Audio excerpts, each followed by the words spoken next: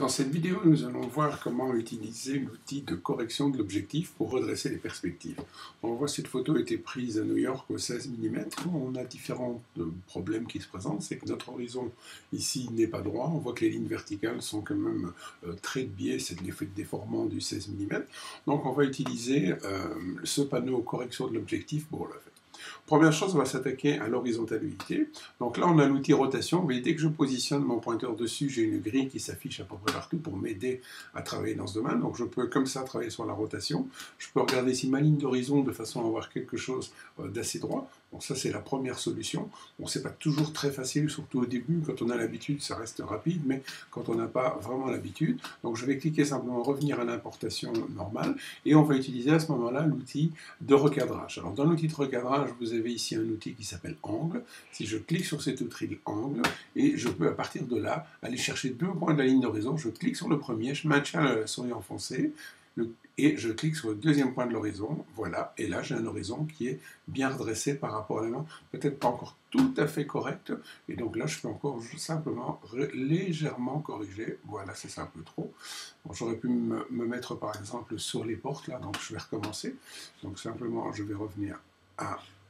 Je réinitialise, voilà, je reprends mon outil angle, je vais par exemple prendre ici simplement la porte, voilà, le haut de la porte, ok, et là on a déjà quelque chose qui n'est pas encore bon, donc c'est pas toujours très facile, on va quand même encore travailler de cette manière, donc je vais fermer cet outil-là, et là, c'est vrai que moi j'ai beaucoup plus l'habitude de travailler avec celui-ci, voilà, là on a quelque chose de vraiment précis au niveau de l'élément. Alors, il a ici contraint le recadrage, puisque dans la fonction ici, elle reprend automatiquement le recadrage en fonction de l'angle qu'on a repris sur la photo.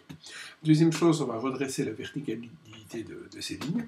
Donc là, on va travailler ici sur l'élément vertical, et on va aller vers la gauche. Vous voyez, vers la gauche, on redresse dans ce sens-là, vers la droite, on redresse dans ce sens-là. Donc là, on augmente la déformation.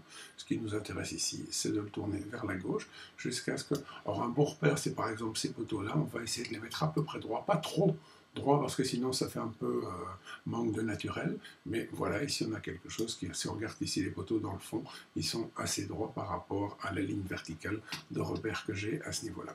Donc on voit qu'on a de la perte sur la photo, bien sûr.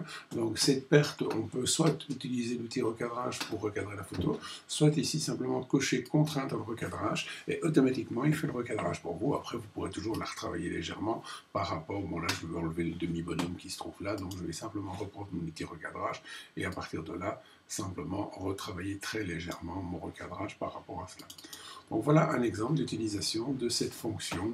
Ici, on a vu des principes simples qui permettent de créer l'horizon correctement et ensuite de jouer sur les barres verticales de façon à redresser la photo et donner quelque chose de nettement mieux.